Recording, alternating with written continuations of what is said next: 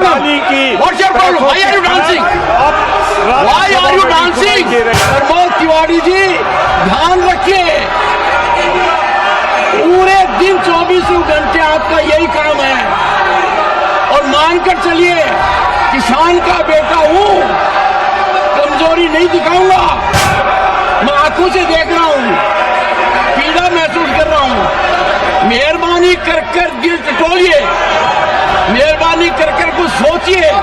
प्रस्ताव पर चर्चा हो आपका अधिकार है, पर आपने क्या किया? संविधान की ध्वजियां उड़ा दी। आपके यहां से बयान जारी होता है कि हमारे प्रस्ताव पर क्या हुआ। अरे कानून पढ़िए, आपका प्रस्ताव आ गया, 14 दिन बाद आएगा। मान्यवर, मुझ पर कृपा कीजिए, जो समय आपको ठीक लगे मेरे से मिलने का समय निकालिए। अब तो देश के उपराष्ट्रपति ने भी बोल दिया है कि विपक्ष ने सारी हदें पार कर दी हैं। विपक्ष सदन चलाने की बात तो कर रहा है, लेकिन सदन चलाने के नाम पर सहयोग शून्य बराबर कर रहा है। विपक्ष संविधान के सम्मान की बात तो करता है, लेकिन संवैधानिक पद पर बैठे व्यक्ति का सम्मान नहीं करता। बात यहीं तक सीमित नहीं है। राज्यसभा के सभापति और देश के उपराष्ट्रपति जगदीप धनखड़ को निशाना बनाने की कवायद में जुटा विपक्ष पीछे हटने के लिए किसी भी कीमत पर राजी ही नहीं हो रहा है।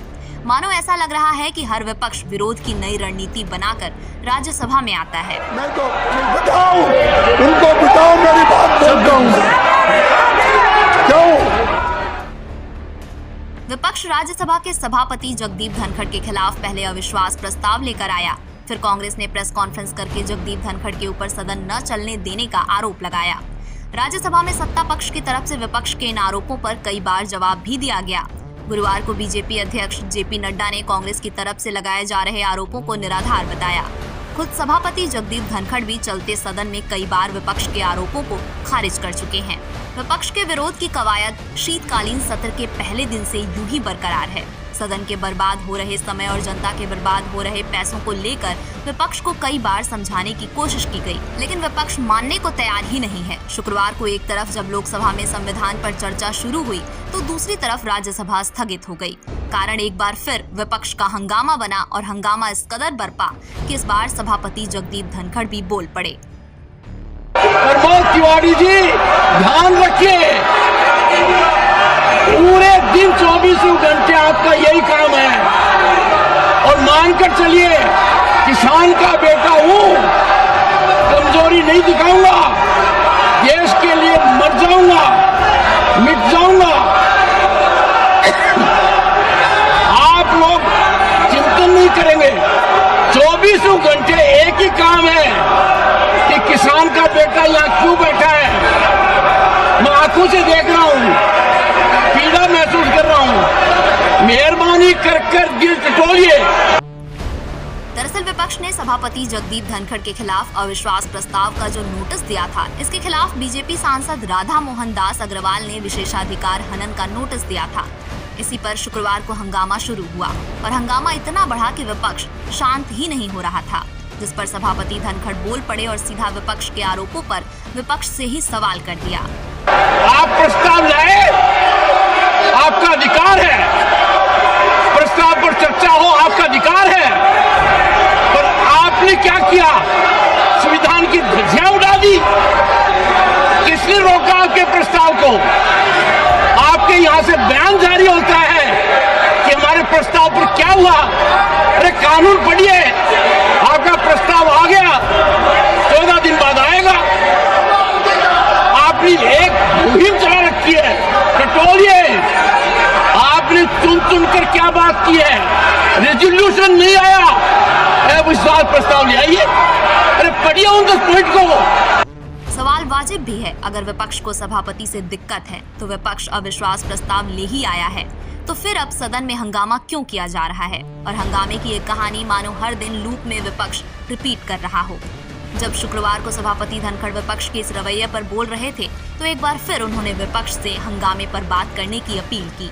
और जो मल्लिकार्जुन खड़गे बार बार सभापति को निशाना बनाने की कमान संभाल रहे हैं, उनका भी जिक्र किया, लेकिन विपक्ष फिर भी हंगामा करता ही रहा। इज्जत करता हूँ खड़गे जी की, 100% करता हूँ। मेरी जीवा करते हैं, लिखित में अनुरोध करता हूँ इतनी कहता हूँ मान्यवर, मुझ पर कृपा कीजिए, जो समय आपको ठीक लगे मेरे से मिलने का समय निकालिए। मेरे पास नहीं आ सकते तो मैं आऊंगा। देखिए, आप अपने हिसाब से, आपका तो एक क्रम हो गया है। अब आपको राज्यसभा में विपक्ष की तरफ से जानबूझकर किए जा रहे हंगामे का एक और ताजा उदाहरण दिखाते हैं। विपक्ष जो बार बार सदन में उसे ना बोलने का मौका दिए जाने का आरोप लगाता है, वो खुद कैमरे पर झूठा साबित हुआ है। सभापति ने हंगामे के बीच ही मल्लिकार्जुन खड़गे को बोलने के लिए कहा तो टीएमसी सांसद डेरेक ओब्रायन बीच में ही हंगामा करने लगे। आप खुद सुनिए। श्री मल्लिकार्जुन खड़गे, किसी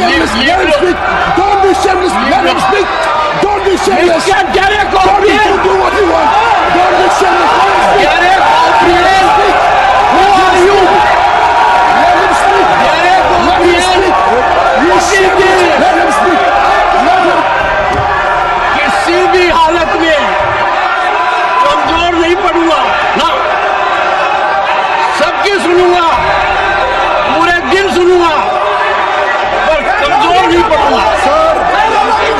देश के विरुद्ध काम नहीं करने दूंगा, किसान के विरुद्ध काम नहीं करने दूंगा।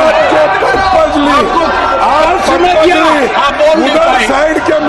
समय दिया, आप बोल नहीं पाए। अब आप खुद ही तय करिए कि सदन विपक्ष के कारण नहीं चल पा रहा है या पक्ष। जब विपक्ष को बोलने का मौका दिया जा रहा है तो विपक्ष के ही नेता बीच में हंगामा क्यों कर रहे हैं? क्या विपक्ष की ये कोई रणनीति है कि जब गठबंधन के किसी भी साथी को बोलने का मौका दिया जाएगा तो दूसरा दल हंगामा करेगा? क्या विपक्षी गठबंधन में ही मुद्दों को लेकर आपसी सहमति नहीं बन पा रही है?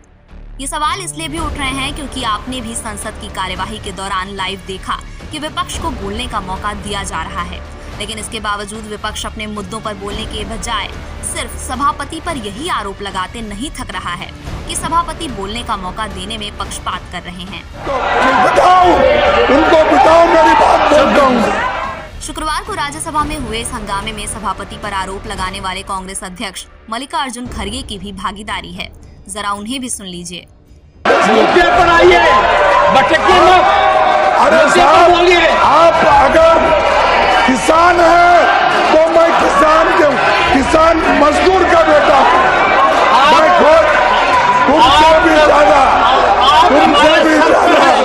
मैं इतना कष्ट आपसे भी ज्यादा सहना हूं।